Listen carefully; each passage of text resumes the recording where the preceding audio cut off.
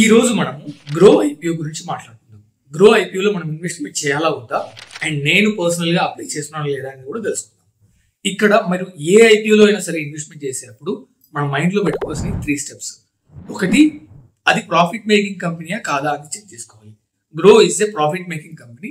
వాళ్ళ last quarter లో 357 crores వచ్చింది అండ్ లాస్ట్ ఫైనాన్షియల్ ఇయర్ లో అరౌండ్ 1800 crores ప్రాఫిట్ మనకు వచ్చింది. కాబట్టి ఈ పర్టికులర్ సెక్టార్ లో అంటే ఈ పర్టికులర్ కంపెనీ అనేది పాస్ అయిపోయింది. సెకండ్ వన్ వచ్చేసి వాల్యుయేషన్స్ ఎంత దారుణంగా ఇంపాక్ట్ చేస్తుందంటే మనందరికి పేటిఎం ఒక వాల్యుయేషన్ గుర్తుంది కదా. పేటిఎం స్టాక్ ప్రైస్ ఇప్పటికీ ఐపీఓ ప్రైస్ రావట్లేదు, అంటే ఆ లెవెల్ ఆఫ్ కరెక్షన్ ఉంటుంది.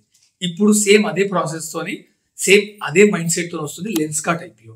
అండ్ నేను ఆ లెన్స్కార్ట్ ఐపీఓని అవాయిడ్ చేస్తున్నాను.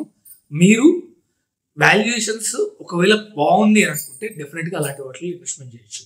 అండ్ ఈ గ్రో యొక్క వాల్యుయేషన్స్ వచ్చేసి 40 PE రేషియోస్ వస్తుంది, అంటే ఇండస్ట్రీ యావరేజ్ తో కంపేర్ చేస్తే కరెక్ట్ గా సరిపోయింది.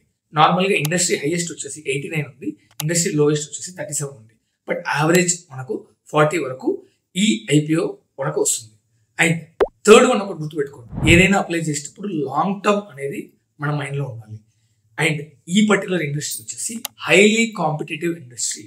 ఇప్పుడు వీళ్ళ కాంపిటేటర్స్ ఎవరంటే Zerodha, angel one, up stocks, done, ఇలాంటి మంచి మంచి ప్లేయర్స్ మార్కెట్ లో ఆల్రెడీ ఉన్నారు. అండ్ వీళ్ళు ఇప్పుడు ప్రజెంట్ అయితే నెంబర్ 1 ఉన్నారు, బట్ ఫ్యూచర్ లో ఆ డైనమిక్స్ అనేవి చేంజ్ అయ్యే చాయిస్ ఉంటుంది. అది గుర్తుపెట్టుకొని మీరు ఇన్వెస్ట్మెంట్ చేయండి. అండ్ పర్సనల్ గా నేను ఈ ఐపీఓలో అప్లై చేస్తున్నాను లేదా అంటే ఎస్, నేను ఈ ఐపీఓలో అప్లై చేస్తున్నా అండ్ మనకు వచ్చే రిటర్న్స్ ని బేస్ చేసుకొని ఉండాలా లేదా అనేది అప్పుడు డిసైడ్ అవుతాం. మీకు వీడియో నచ్చితే లైక్ చేయండి.